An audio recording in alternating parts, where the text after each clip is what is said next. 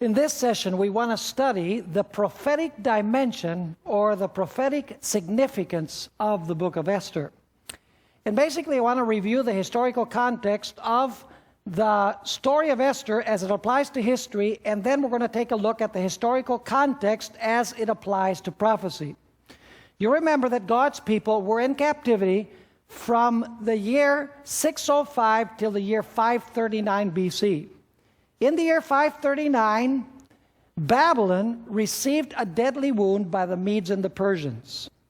Then there were some decrees given in the year 536 and in the year 520, giving God's people civil and religious liberty to reestablish their religion. But we notice that in the year 480, the same kingdom which gave the decree of civil and religious liberty now withdrew the right to civil and religious liberty, and God's people faced a death decree. Now, we notice that there's a parallel to this in the end time. God's spiritual Israel were captive to spiritual Babylon during a period of 1,260 years, from 538 to 1798. In 1798, spiritual Babylon received a deadly wound. And there was a kingdom that arose, the United States of America, who in its constitution, in the First Amendment, in fact, to the Constitution, guaranteed for God's people civil and religious liberty to preach the truth of God without persecution. It's interesting to notice that the Medes and the Persians, that kingdom was represented as a ram having two horns. In other words, one kingdom having two kingdoms, or one nation having two kingdoms. In the same way, in Revelation 13, the United States is represented by one beast which has two horns like a lamb. Those two horns represent civil and religious liberty, the civil and the religious kingdom, if you please, that are to remain separate from one another. And as a result of this, we find that God's people have been able to proclaim the message of God, reestablish the truth of God with full civil and religious liberty.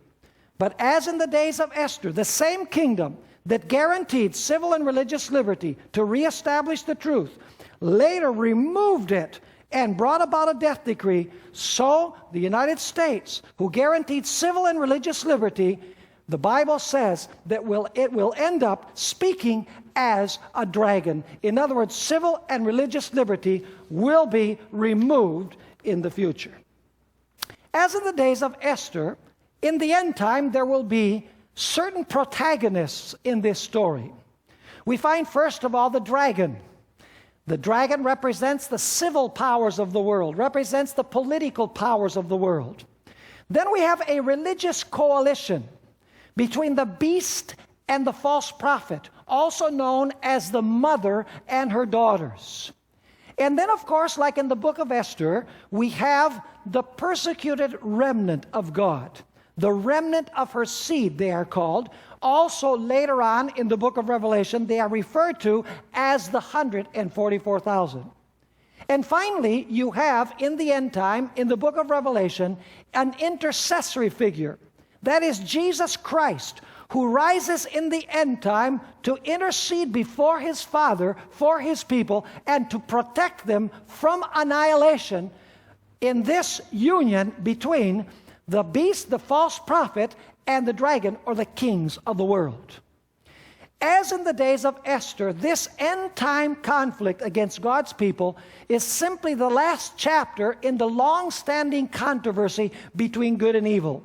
I'm going to read several statements from the book, The Great Controversy, because they're very apropos to what we find in the book of Esther. They describe the repetition, in fact, of what we find in Esther. In Great Controversy, page 581, we find this reference to the end-time conflict. The last great conflict between truth and error is but the final struggle of the long-standing controversy concerning the law of God. Just like in Esther's day. The conflict began in the days of Saul and ended in the days of Esther. So the final chapter will simply be the culmination of the long-standing controversy between good and evil. As in the days of Esther, Satan was behind this plot to destroy God's people, so in the end time. We're told in Revelation chapter 12 and verse 17 that the dragon was wroth with the woman and went to make war with the remnant of her seed who keep the commandments of God and have the testimony of Jesus Christ. The dragon is behind this end time persecution. We also find in the book of Revelation that the issues in the controversy will be God's commandments and worship. That's the reason why in the three angels' messages you have a constant reference to worship. In the first angel's message, it says, worship the Creator. The third angel's message says, don't worship the beast or his image. In other words, the end-time controversy also has to do with worship. It has to do as well with the commandments of God. Because we're told in Revelation 14, verse 12, here is the patience of the saints. Here are they who keep the commandments of God and have the faith of Jesus. Also, the text that I just referred to, Revelation 12:17, it says that the dragon is enraged with the woman and the remnant of her seed because they keep the commandments of God. Just like in the days of Esther then, the issues are going to be the same. They are going to be long-standing. Satan is going to be behind the persecution, and the issues particularly are going to be worship and the commandments of God. In the end time, there will also be a union between church and state, between the dragon and the religious powers of the world. In fact, the political rulers of the world will be led to think that God's people are inimical to the political interests of the nation. The political rulers will be duped by the religious leaders to think that they need to get rid of the remnant of God in order to preserve the stability of society. And we're told in the book of Revelation that the religious leaders will influence the state to write and enforce legislation that it will be indispensable and necessary to worship on the first day of the week. In other words, a decree of worship, a union of church and state. Notice Revelation chapter 17, verses 1 and 2 on this union between the civil and the religious power.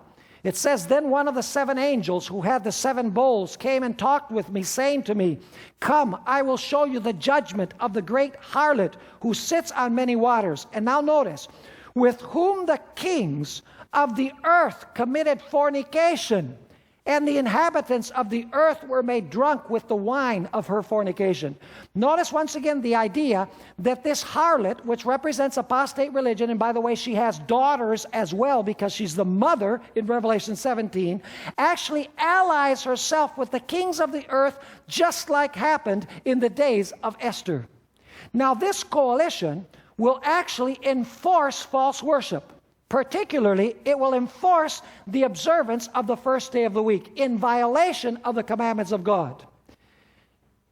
Notice what we find in Prophets and Kings, page 605.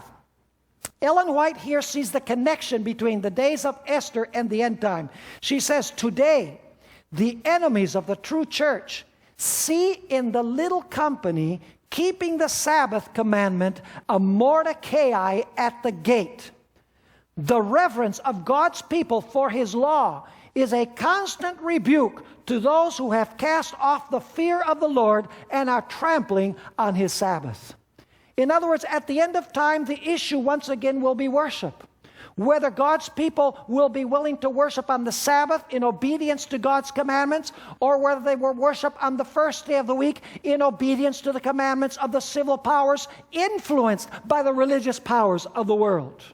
We find also in the book Prophets and Kings, page 605 and 606, the following. Satan will arouse indignation against the minority who refuse to accept popular customs and traditions. Men of position and reputation will join with the lawless and the vile to take counsel against the people of God.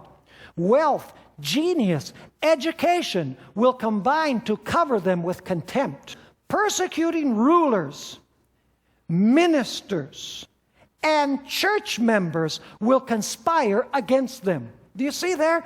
Three aspects or three powers, so to speak. You have the rulers, you have ministers, And you have church members, the ministers influencing the members, as Haman wanted to influence the whole kingdom against the Jews. Ellen White continues saying, with voice and pen, by boasts, threats, and ridicule, they will seek to overthrow their faith. By false representations and angry appeals, men will stir up the passions of the people. Not having a thus saith the Scriptures to bring against the advocates of the Bible Sabbath, they will resort to oppressive enactments to supply the lack. To secure popularity and patronage, notice this, legislators will yield to the demand for Sunday laws. Do you see the civil power being influenced by the religious power? She continues saying, but those who fear God cannot accept an institution that violates a precept of the Decalogue. On this battlefield will be fought the last great conflict in the controversy between truth and error, and we are not left in doubt as to the issue. Today, as in the days of Esther and Mordecai, the Lord will vindicate His truth and His people. So Ellen White makes a definite connection between the days of Esther and Mordecai. As the King Ahasuerus gave a decree that everyone should worship Haman, should bow and reverence him, at the end of time, the political powers of the world will give a decree influenced by the religious powers of the world that God's people have to worship on the first day of the week. Interestingly enough, the arguments which will be used against God's people at the end of time will be the same arguments which were used by Haman against God's people. Notice Great Controversy, page 592. Those who honor the Bible Sabbath will be denounced as enemies of law and order, as breaking down the moral restraints of society, causing anarchy and corruption, and calling down the judgments of God upon the earth. Just as Haman said to the king, it's not profitable to keep these people because they'll bring an upheaval to your kingdom. The same argument will be used again. She continues saying, there, that is the remnants, their conscientious scruples will be pronounced obstinacy, stubbornness, and contempt of authority. They will be accused, notice this, of disaffection toward the government. Ministers, here's the religious power. Ministers who deny the obligation of the divine law will present from the pulpit the duty of yielding obedience to the civil authorities as ordained by God. In legislative halls and courts of justice, by the way, these are political institutions, commandment keepers will be misrepresented and condemned. This is exactly what happened in the days of Esther. She continues saying, a false coloring will be given to their words. The worst construction will be put upon their motives. In Great Controversy, page 615, we find this statement. As the Sabbath has become the special point of controversy throughout Christendom, and religious and secular authorities, there you have church and state, have combined to enforce observance of the Sunday. See, that's the false decree of worship which was given to bow before Haman. She continues saying the persistent refusal of a small minority. Remember the words in Esther chapter 3? There's a group of people dispersed, they're small. She continues saying the persistent refusal of a small minority to yield to the popular demand will make them objects of universal execration. It will be urged that the few who stand in opposition to an institution of the church and the law of the state ought not to be tolerated, that it is better for them to suffer than for whole nations to be thrown into confusion and lawlessness. This is identical to the arguments which were used by Haman before the king about the Jews. And so, a death decree will be given against God's people. Notice Revelation chapter 13 and verse 15, where this death decree is described. It says he was granted power to give breath to the image of the beast, that the image of the beast should both speak and cause as many as would not worship the image of the beast to be what? To be killed. And by the way, this is the very kingdom who guaranteed civil and religious liberty. This beast, who has two horns like a lamb, just like in the Old Testament, we have Medo-Persia represented by a ram, a male lamb with two horns. This kingdom, who has a recognition of two kingdoms, the kingdom of God, which is the church, and the kingdom of politics, which is the civil power, will actually be united, and God's people will lose their liberty and will be persecuted. Now, the characteristics of the death decree at the end of time are going to be very similar to the characteristics of the death decree in the days of Esther. I want you to notice Daniel chapter 11, verses 44 and 45, where it's speaking about the king of the north. Now, the king of the north here is parallel to Haman. And I want you to notice how this king of the north goes out to try and destroy God's people. And in a few moments, we're going to go to Daniel chapter 12. You're going to see the connection even clearer with the book of Esther. It says there in Daniel 11:44, "But news from the east and the north shall trouble him," that is, the king of the north.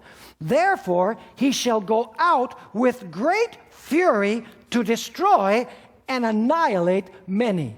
So notice the king of the north, which is parallel to Haman, is going to go out with great wrath to try and destroy and annihilate the people of God. When we read Daniel 12 and verse 1, the very next verse, we're going to notice that the target of this enmity is God's people. Ellen White in Prophets and Kings, page 605, says this about the end time death decree. She says the decree that will finally go forth against the remnant people of God will be very similar to that issued by Ahasuerus against the Jews. Notice the end time death decree is going to be very similar to the death decree in the days of Esther. We're going to notice several parallels now in some statements that we find in the book The Great Controversy. We're going to find that the end time death decree will be solicited by the religious powers from the political powers. In other words, the religious powers will influence the state to give this death decree. Secondly, this death decree will be written. In the third place, this death decree will be dated. In the fourth place, this death decree will be universal. In the fifth place, there will appear to be no escape from this death decree. And in the sixth place, everyone will be told to be ready for the time when the date arrives to execute the death decree. Now, allow me to read you several statements here from the Spirit of Prophecy on this point. Great Controversy, page 616. Ellen White says this argument, that is the argument that it's not good to keep God's people around because they'll cause all sorts of problems in society. She says this argument will appear conclusive, and a decree will finally be issued against those who hallow the Sabbath of the fourth commandment, denouncing them as deserving of the severest punishment, and giving the people liberty after a certain time to put them to death. Great Controversy, page 631, is even more specific. She says, though a general decree has fixed the time when commandment keepers may be put to death, their enemies will in some cases anticipate the decree, and before the time specified will endeavor to take their lives. Do you see that this death decree is going to have a specific date in it, just like in the days of Esther? We find also in Great Controversy, page 635, these words, when the protection of human laws shall be withdrawn from those who honor the law of God, there will be in different lands, notice it's universal, a simultaneous movement for their destruction. As the time appointed in the decree, notice that, as the time appointed in the decree draws near, the people will conspire to root out the hated sect. It will be determined to strike in one night a decisive blow which will utterly silence the voice of dissent and reproof. Finally, in Great Controversy, page 618, Satan numbers the world as his subjects, but the little company who keep the commandments of God are resisting his supremacy. If he could blot them from the earth, his triumph would be complete. Just like in the days of Esther, Haman wanted to obliterate every single Jew. At the end of time, the devil is going to want to blot out every single spiritual Jew who is linked to Jesus Christ. Now, when the death decree comes, there will be a terrible time of trouble which will ensue. Interestingly enough, immediately after, we're told in Daniel 11, verse 44 and 45, that the king of the north goes out to destroy and annihilate many. Daniel 12 and verse 1 has these words. The very next verse. This shows that the king of the north is targeting God's faithful people. It says in Daniel 12 and verse 1, at that time, when the king of the north goes to destroy God's people, Michael shall what? Michael shall stand up. That's just like Esther standing up. The great prince who stands watch over the sons of your people. And there shall be what? And there shall be a time of trouble such as never was since there was a nation, even to that time. And at that time, your people shall be delivered, everyone who is found written in the book. Notice that when the king of the north goes out to destroy and annihilate God's people, we're told here that there will be a time of trouble such as never has been seen in the history of the world. Ellen White, amplifying this time of trouble, in Great Controversy, page 616, says this: the people of God will then be plunged into those scenes of affliction and distress described by the prophet as the time of Jacob's trouble. Thus saith the Lord, we have heard a voice of trembling, of fear, and not of peace. All faces are turned into paleness. Alas, for that day is great, so that none is like it. It is even the time of Jacob's trouble, but he shall be saved out of it. Notice that God's people once again will cry out in agony and in pain, thinking that perhaps God has forsaken them in the hands of their enemies. Also, we find in Great Controversy, page 635, these words: the people of God, some in prison cells, some hidden in solitary retreats in the forests and the mountains, still plead for divine protection, while in every quarter companies of armed men, urged on by hosts of evil angels, are preparing for the work of death. It is now, in the hour of utmost extremity, that the God of Israel will interpose for the deliverance of his saints. It's interesting to notice that in the end time, the political and the religious power will drink wine together. But this time it is not literal wine of the Ernest and Julio Gallo type, but the wine becomes symbolic of false doctrines or false teachings. Notice Revelation chapter 14 and verse 8. It says, and another angel followed, saying, Babylon is fallen, that great city. And now notice, because she has made all nations drink of the wine of the wrath of her fornication.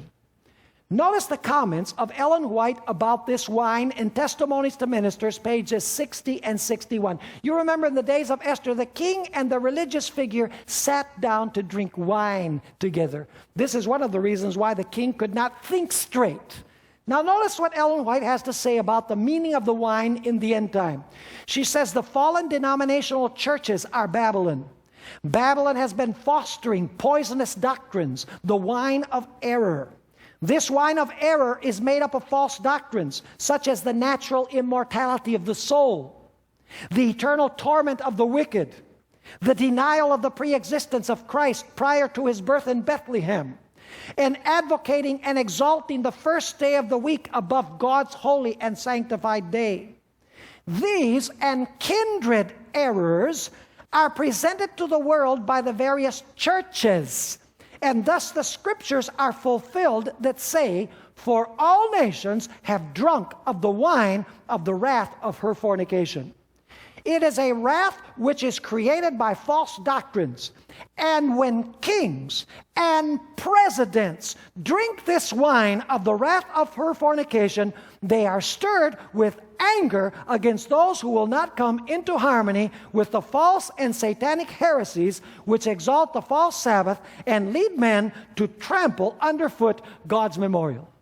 Did you notice that the kings and the presidents are the ones who drink the wine, and as a result, they're filled with wrath against God's people? This is identical to what happened in the days of Esther. Now, do you remember the opening of the books in the days of Esther?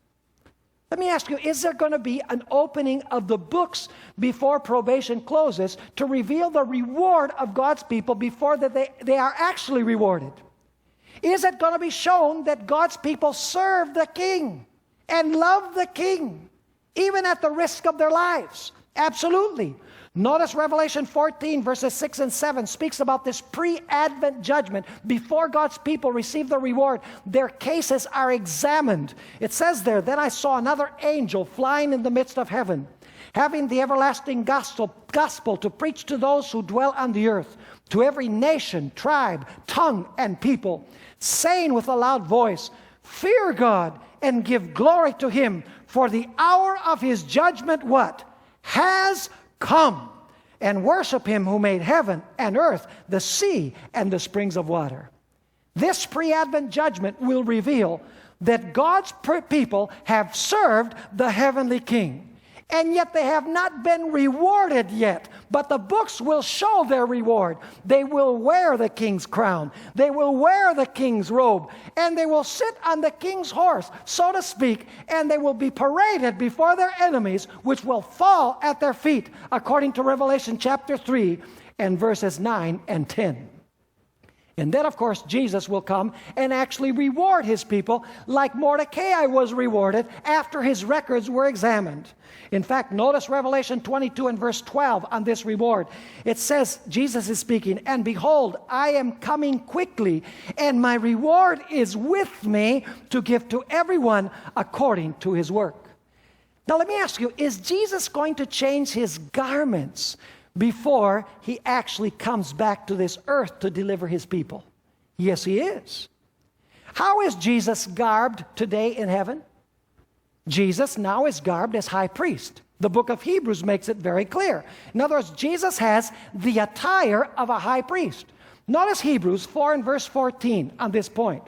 "Seeing then that we have a great high priest who has passed through the heavens, Jesus, the Son of God, let us hold fast our confession." Clearly, it says here that Jesus now is the high priest.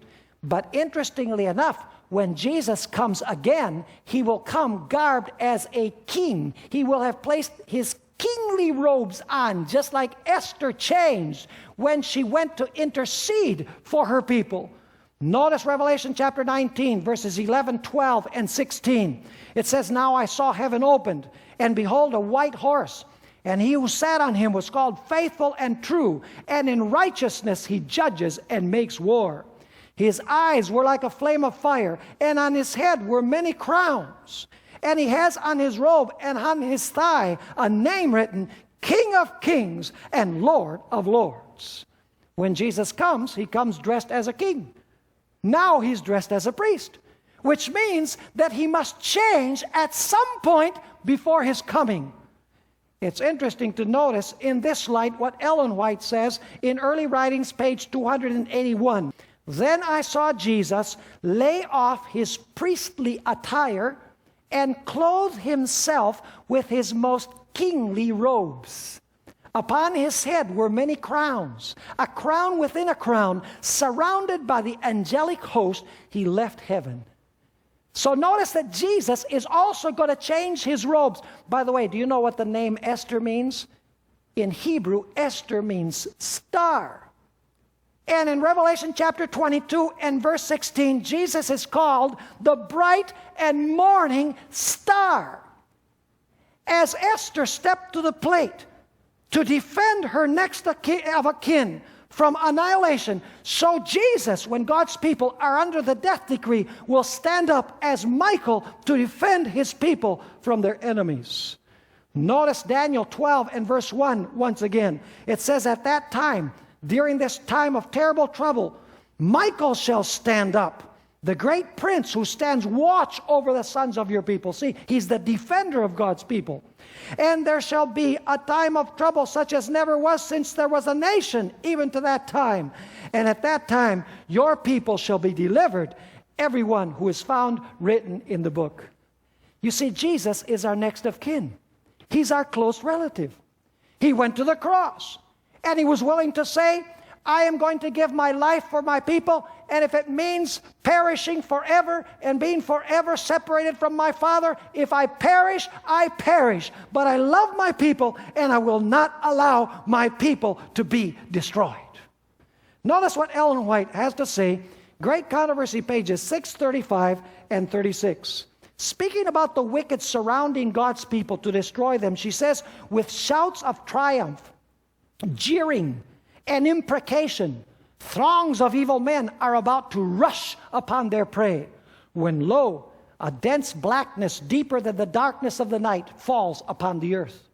Then a rainbow shining with the glory from the throne of God spans the heavens and seems to encircle each praying company. Notice this, the angry multitudes are suddenly arrested. Their mocking cries die away. The objects of their murderous rage are forgotten. With fearful forebodings they gaze upon the symbol of God's covenant and long to be shielded from its overpowering brightness. By the people of God, a clear and melodious voice is heard saying, look up. And lifting their eyes to the heavens, they behold the bow of promise. The black, angry clouds that covered the firmament are parted. And like Stephen, they look up steadfastly into heaven and see the glory of God and the Son of Man seated upon the throne. In his divine form, they discern the marks of his humiliation. And from his lips, they hear the request presented before his Father and the holy angels.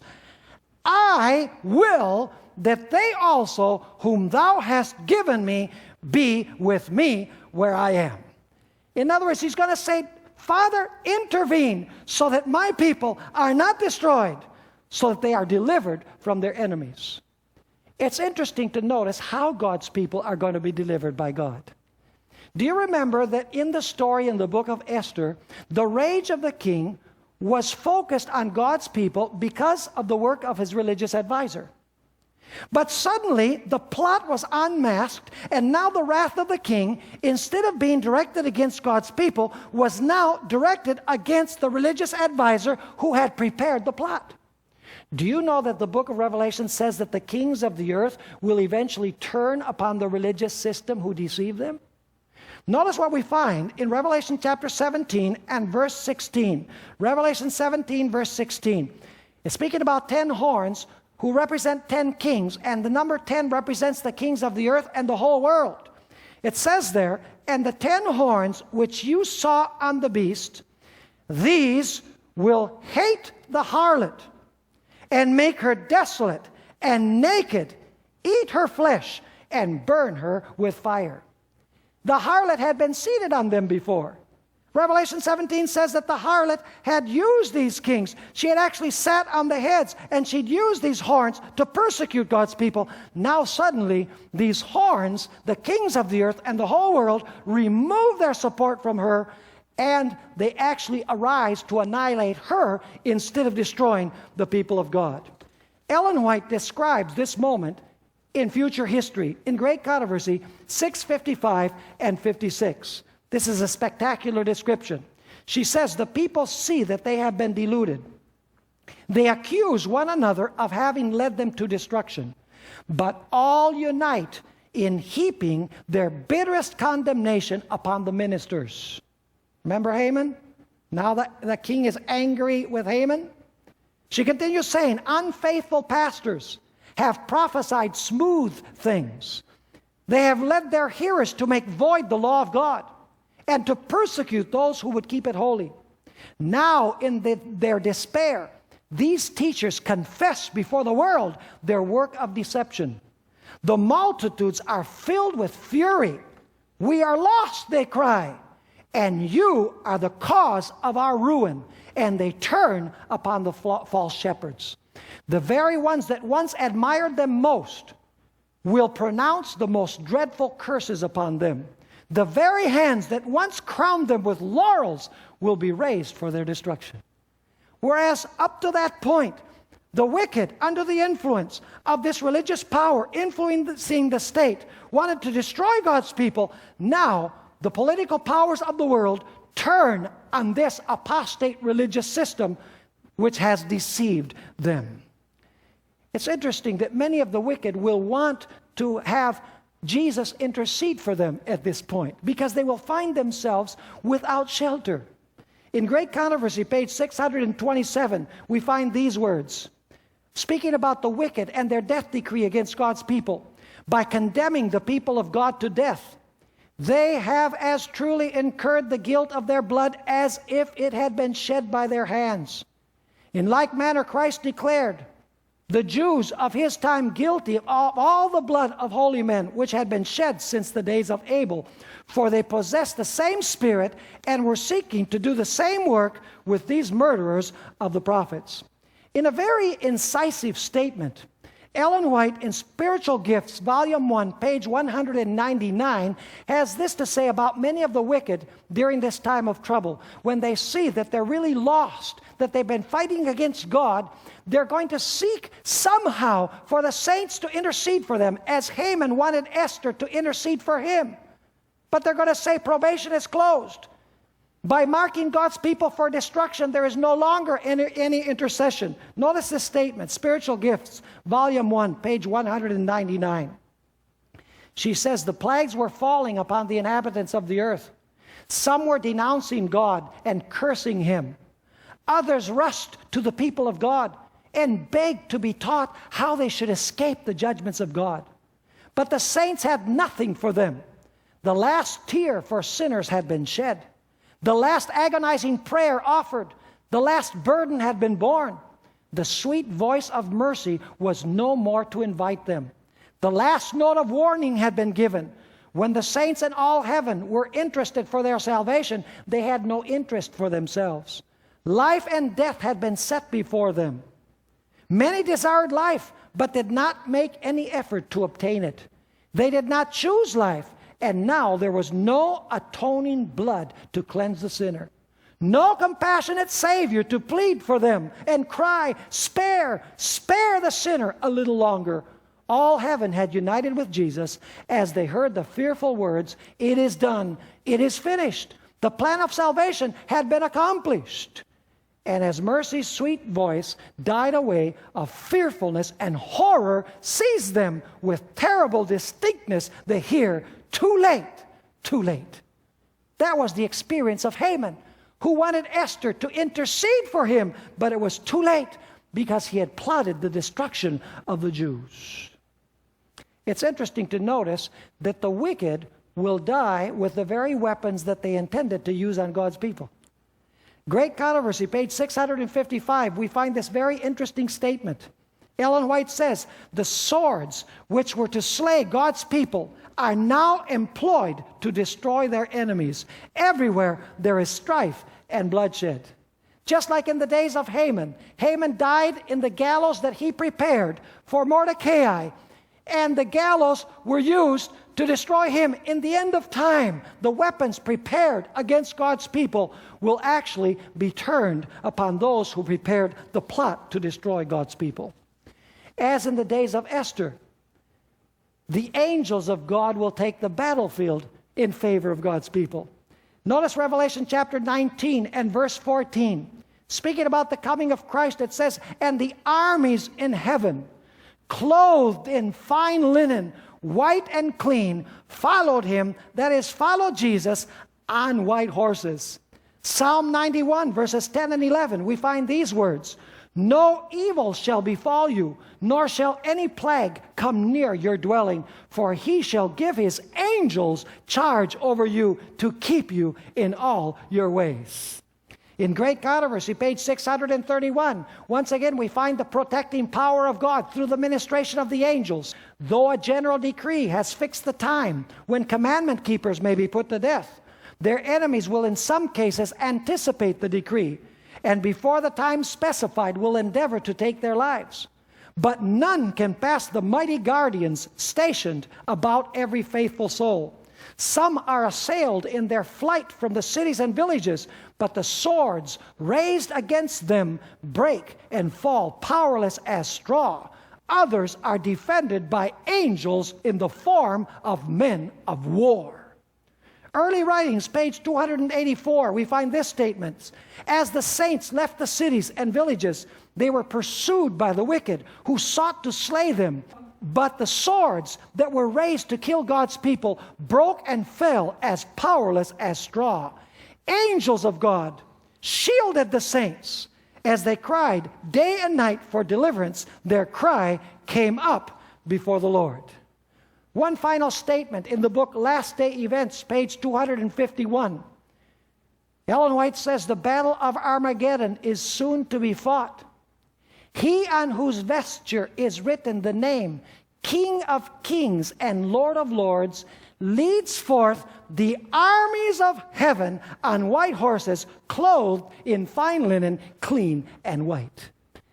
At the end of time, the angels of God will take the battlefield, just like in the days of Esther. And then, of course, will come the great celebration in the heavenly kingdom.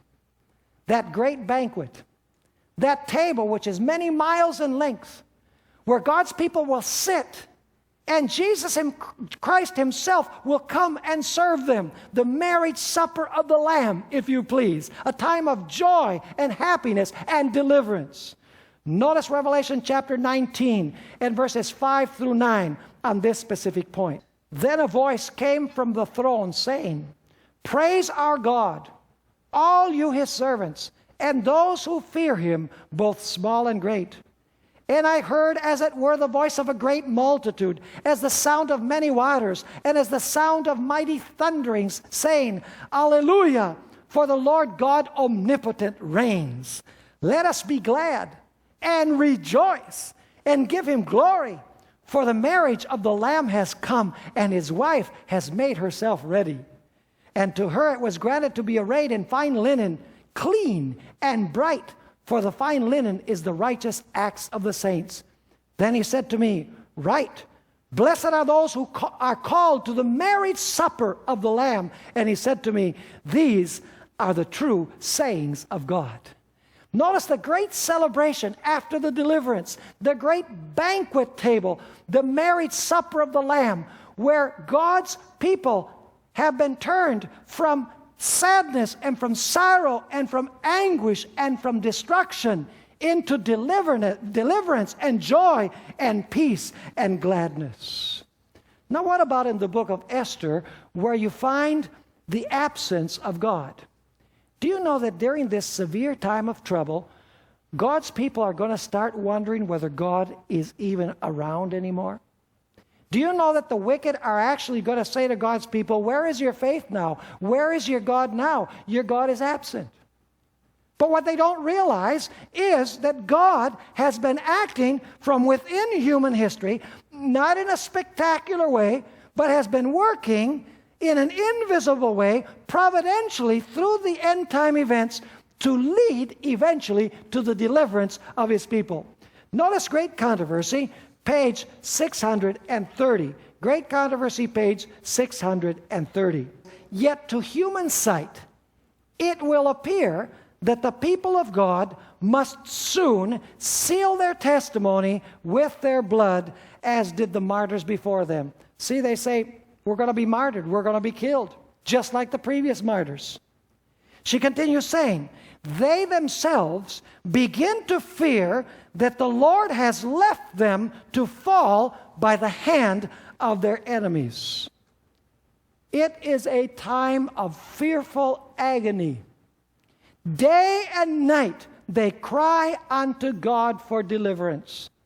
The wicked exult. And the jeering cry is heard, where now is your faith? Why does not God deliver you out of our hands if you are indeed his people? So once again, it will appear like God is absent from human history. when all of the powers of the earth, the religious powers, the political powers of the world, all gathered together to slay the remnant who keep the commandments of God, who worship God, who fear God, who would rather obey God and die than be disobedient to His will, these individuals will begin to wonder whether God has forsaken them, because they can't really see God intervening and working within history. But of course, their deliverance will be as spectacular as it was in the days of Esther. Now, I would like to bring this to a close by asking a question. Why did God give us the book of Esther? Did He give us the book of Esther simply because it was a spectacular story about a deliverance that took place in the Old Testament when the Jews were marked for destruction? Is it merely a historical record of historical events? Or does this book have a prophetic dimension? Is it really delineating what is going to happen step after step at the end of time? I believe that when we look at the book of Revelation and we study the book Great Controversy, we can clearly see that the book of Esther is really a choreography of end-time events. Everything is there. The enemies of God's people, the time of trouble, the decree to worship, the death decree, all of the characteristics are the same. The wicked surrounding God's people, the issue of worship and the commandments of God, the same enemies. And the same way in which God is going to deliver His people, the intervention of the angels, everything is found in the book of Esther. Now the question is, why would God give us end-time prophetic events by telling a story? I believe that the reason is very clear. You see, people read the book of Revelation, and the book of Revelation is presented in symbols. And the symbols have to be deciphered. In other words, you have to decode them. You have to discover what the symbols mean. And for that, you have to go to different places of the Bible, to interpret what the beast represents and what the false prophet represents and what the dragon represents and what the seal of God is and what the mark of the beast is. Those are all symbolic. And so what we have to do is we have to discover what the symbolic language means. We have to decode it. But the beauty of the book of Esther is the fact that what is symbolic in Revelation is presented in story form in the book of Esther. And so the book of Esther simply decodes Revelation. It shows us how the symbols of Revelation are going to pan out in human history. Are you understanding what I'm saying? It's like many other stories in the book of Genesis and also in the book of Daniel. You have, for example, the story in Daniel chapter 3, where the three young men stand before the image which Nebuchadnezzar has raised up. And by the way, Nebuchadnezzar for a while lived as a beast. And so he raises his image. And he gives a command that everybody should worship the image which he has raised up. And he says, whoever does not worship the image that I, the beast, have made is going to be killed. And there's three young men that say, we obey God's law. And God's law says that we're not supposed to worship any images. We obey God's commandments, not the civil powers commandments when they conflict with the commandments of God. And therefore the king says, okay, if that's the case, I'm going to throw you in the oven and you're going to be killed. And they said, well, we don't know if God is going to deliver us or not. If He doesn't choose to deliver us, that's fine. If He chooses to deliver us, that's fine too. But either way, we are not going to bow before your image. And then, of course, we all know the story. The three young men were thrown into the fiery furnace. Were they delivered? Several times in Daniel chapter 3, you find the word deliver, directly used to refer to these three young men. In fact, the story tells us that suddenly the king looked and he saw inside the furnace not three men, but four men. And they were walking like in a garden. And Nebuchadnezzar says to his assistants, did we throw three men into the furnace? Why is it that I see four walking around in the furnace, and the fourth is like unto the Son of God? Now let me ask you this question. Do you think that that story illustrates in a beautiful way the symbols of Revelation chapter 13? Of course it does. You don't have to decode anything because you have a story. You have all of the elements of the story that we find in Revelation, but in a decoded form, in a deciphered form. You know how the end time crisis is going to take place. And at the end of the book of Daniel, we find Michael standing up. When God's people are going to be destroyed, Michael stands up to deliver his people, everyone who is found written in the book.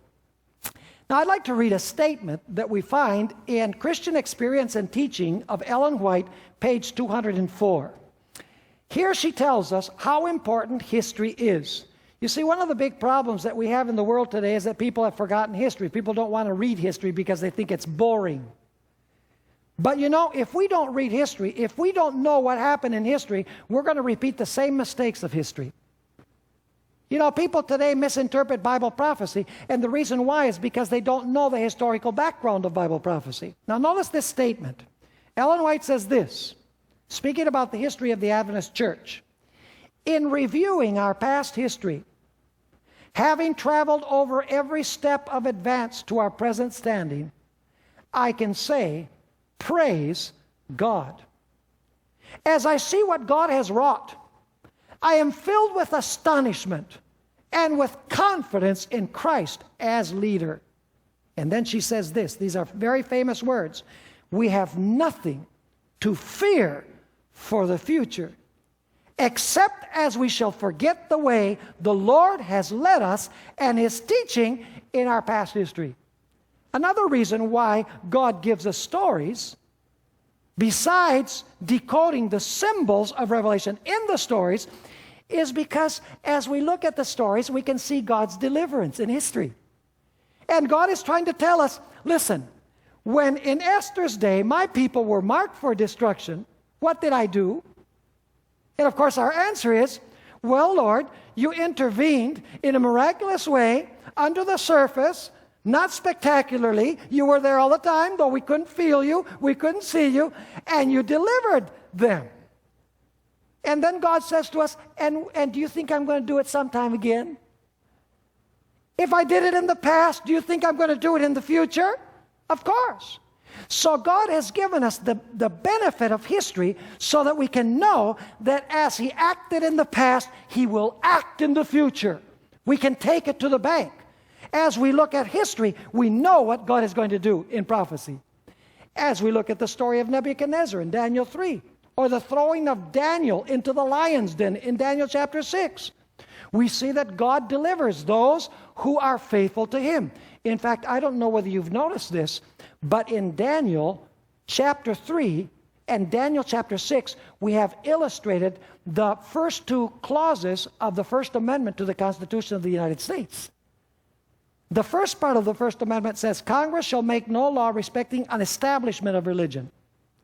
And then the second clause says, or prohibiting the free exercise thereof. Basically, what the First Amendment does, it says to Congress, which makes the laws in this country, you cannot establish any religious observance. And secondly, you cannot forbid people from practicing their religion. You can't establish it and you can't forbid it. In Daniel chapter 3, we have an illustration of the government establishing religion. Because Nebuchadnezzar raises the image and he says, you have to worship this way. And they say, no, we don't. We worship God. We keep God's commandments. And so there you have the establishment clause. The civil power establishing religion, commanding people to worship in a certain way. But in Daniel chapter 6, we have the other side of the coin, the second clause of the First Amendment. You see, in Daniel chapter 6, the king forbids Daniel from worshiping in a certain way, from worshiping his God during a period of 30 days. In other words, he's forbidding the free exercise of religion. He's not establishing religion. He's forbidding Daniel from exercising his own religion. And so when the king says, you can't worship this way, Daniel says, yes, I can. I obey the commandments of God. I worship God. And I obey the civil power as long as it does not interfere in my relationship with God. And so God intervenes and He delivers those who are faithful to Him in not accepting the establishment of religion or accepting the prohibition of the free exercise of religion. Are you understanding what I'm saying? In other words, This First Amendment of the Constitution of the United States was established as a divine principle within the Constitution of the United States, within the Bill of Rights. It's not a mere human creation. It's really two kingdoms in one. In this nation, we have only one nation, but it's a recognition of two kingdoms, separate one from the other. We have the civil power, which is also in the First Amendment, and we have the religious power separated from one another. And Congress cannot make a law establishing religion, and Congress cannot make a law prohibiting the free exercise of religion. Are you understanding what I'm saying? The end-time crisis, folks, is not going to be over the oil of the Middle East. The end-time crisis is not going to be a battle between Arabs and Jews. It's not going to be the Russians coming against literal Israel. The final battle is going to be the same type of battle as in the days of Esther. The issues are going to be, who do you worship and whom do you obey?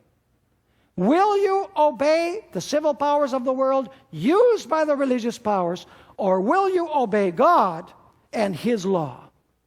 We must come to the answer that was given on the day of Pentecost by Peter. Shortly after the day of Pentecost, he says, it is more necessary to obey God than men. Now, I'm not saying that we shouldn't obey the civil power. We certainly should obey the civil power, as long as the civil power does not overstep its bounds and start legislating religious observances and start forbidding the free exercise of our religion. So, folks, the story of Esther is going to be reenacted once again. But it is going to be reenacted on a worldwide global scale. The issues will be the same, but on a global scale. With spiritual Israel, with symbolic worldwide enemies. And yet the end result will be the same. God's people, no longer in little Medo-Persia, but God, for His people on all of planet Earth, will intervene, and He will deliver His people, everyone who has his or her name written in the book.